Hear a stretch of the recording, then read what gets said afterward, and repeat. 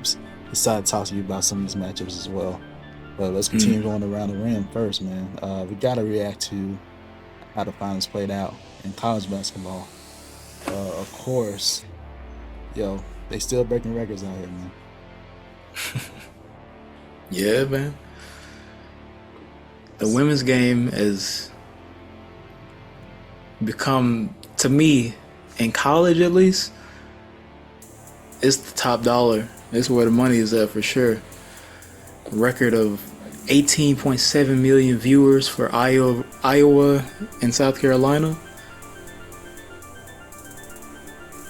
Nuts, bro. That's nuts. Yeah, it's crazy, man. The most watched, bro. That's wild. That's wild. And we kind of reacted already to that win in our previous podcast with South Carolina. So if y'all want to watch those, watch that. Go back and watch that previous podcast and get our thoughts on that. But UConn, defeating Purdue. I feel like a lot of people saw that coming as well. But I want to shout out UConn getting that win. It would have been so dope to see. Can you imagine if they both made it in? Again, I go back to that controversial call in that Iowa game. We could have seen something amazing, bro. Both squads. One for the record books for sure. Yeah, it would have been something. But shout out to UConn's men's squad. I'm excited to see how Edie's game can potentially progress if he decides to go that way. We'll see. We'll just see. But I feel like just talent-wise, I feel like we're all more excited for the WNBA. Now, I also hope the women's basketball shouldn't lose steam at all because you still got amazing talent coming back. You still got Juju, superstar, and a lot of other up-and-comers as well, bro. So, I know there was some argument saying, since Caitlin's going to go or Angel's going to go, what's going to happen, So, I don't know. Did Angel even declare for the draft? She did. Okay. Oh, yeah, she did. She did the same night. That's right. Mm-hmm. So, yeah, we'll see what happens, man. It should be kicking off. We're live right now. It's going to be kicking off soon. So, we'll say it's suspected that Caitlin will go to the Absolutely. I couldn't see it any other way. Right. Absolutely. Yeah. But yeah, it's gonna be good. It's gonna be good. Oh yeah, for sure. Women's basketball, both of these tournaments were really good. Really good. I think that obviously you got to look at the NCAA women's and just see all the top 5 in the draft right now, or prospective top 5 superstars in the making. And the game is in a great place for college basketball, especially in the women's game. You got to look at, and I don't think people give them enough coverage for being an undefeated champion in South Carolina. Shout out to Coach Don Staley again. They aren't going anywhere. I expect them to be right back in the same position next year, if not close. Then you still have Paige Beckers coming back. You still have a great team in UConn.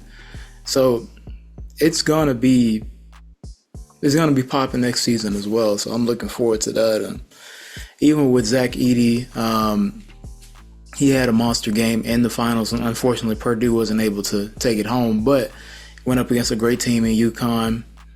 Great matchup of the bigs there, and UConn was overall just the stronger team overall to me, so they're able to get that win. But I think the game is in a good place, and as we get ready for these playoffs, we came off a great college basketball tournament run, and now we're going to even potentially better NBA playoffs. This is like hoop Christmas right here for sure. I know we have NBA Christmas Day games, but this is like the Christmas time of basketball season for sure.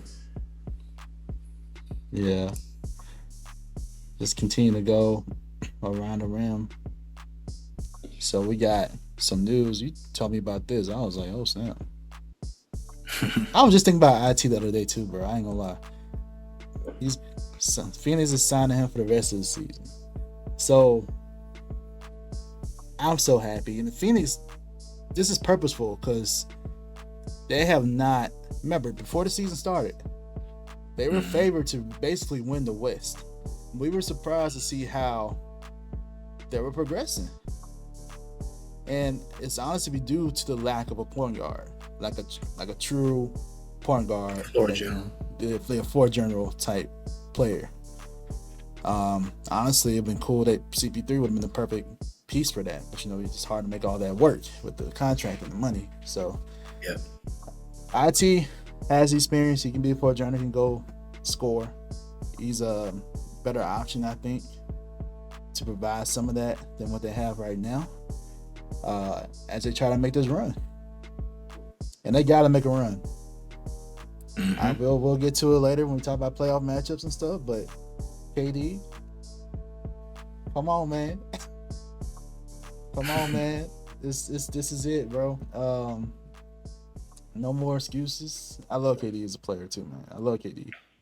Just gotta keep it real though. This will be like third team, and this is a stacked team. With talent that should not be what were they 6? They were in danger of even getting out the playoffs, bro. They were in danger of the play-in at one point. I'm glad they got it together a little bit, but they keep suffering late leads and stuff, bro, and that's all due to a lack of good point guard play, and IT can't provide that. So I like the move. I think it'll be great. Provides some more depth at that position. So, yeah, what you think about it? I think it's a great decision by the Suns. And really, I just want to commend Isaiah Thomas for staying ready.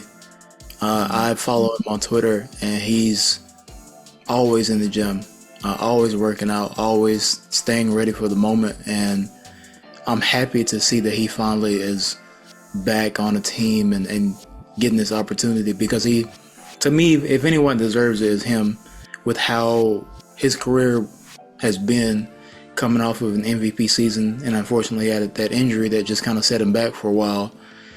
But now he's shown, and he's doing his thing. He's proven his worth, and I think that Phoenix needed someone like him to be able to help carry that load, help KD and Devin Booker, Bradley Beal out. And you get someone with veteran experience. He's not new to it, you know what I mean? So I think he's prepared and he's geared up for the opportunity at a deep playoff push for sure. But yeah, I really just commend him for never backing down, never really giving up. And it's so easy, especially being where he's been at the height that he's been an MVP candidate, and to all of a sudden not being on a team is crazy to me, and very just difficult to think about. But shout out to him for just putting in the work, bro. And I'm really really happy with the signing. I think it's a very smart move. I think he'll earn his way back onto a regular roster spot for next season as well. Yeah, I still don't like how the Celtics treat this dude. Put heart and soul on the court, man. If y'all remember, his sister died during that playoff run. I don't remember this specific year. It's a couple years ago. Man played his heart and soul. Still played on the court, man. Dealing and grieving over his sister's death. And balled out. He balled out during that run, bro. 50. Absolutely. And he was scoring like crazy, bro. Leading this team. And then got hurt. And then that's it. They traded him to the Cavaliers, and when he deserved a contract. But this is just a business, bro, and I hate it for him. But I'm glad that he's on the squad and can potentially win the championship as well. This is a good squad. This is a contender. So, absolutely, yeah, man. But shout out to IT, man. I'm excited for him. Big salute. Another guard made news. This came out today. I'm excited to talk to you about it. The Derrick Rose, man. D Rose, he is not retiring. He plans to come back next year, and I hope it's with Memphis. Because a lot of people thought that this would be like his swan song, since he, signed back with Memphis, played ball there in college. So they thought that was it. But Derrick Rose says no. So I wonder what his goal is. Is it to just keep playing basketball? If so, will it be in the Memphis area again, or does he want to try to get a championship? I wonder what his goals are. But one thing's for sure, we get to see D Rose again in the NBA. Shout out to D Rose. Yeah, man. I like this news.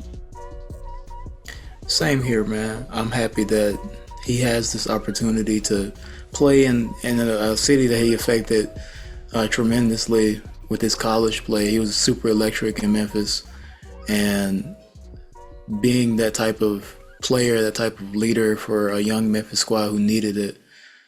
I'm happy that he's being treated well, and I think he still has a lot left in the tank, even though he may not be the player that he once was, and athletically wise, things have changed, but he's still a great basketball player, basketball mind, and he can bring value to Memphis or any other team that he may sign with. So shout out to Derrick Rose for still being true to himself, still being the hooper that he is, and we look forward to seeing him next year, bro.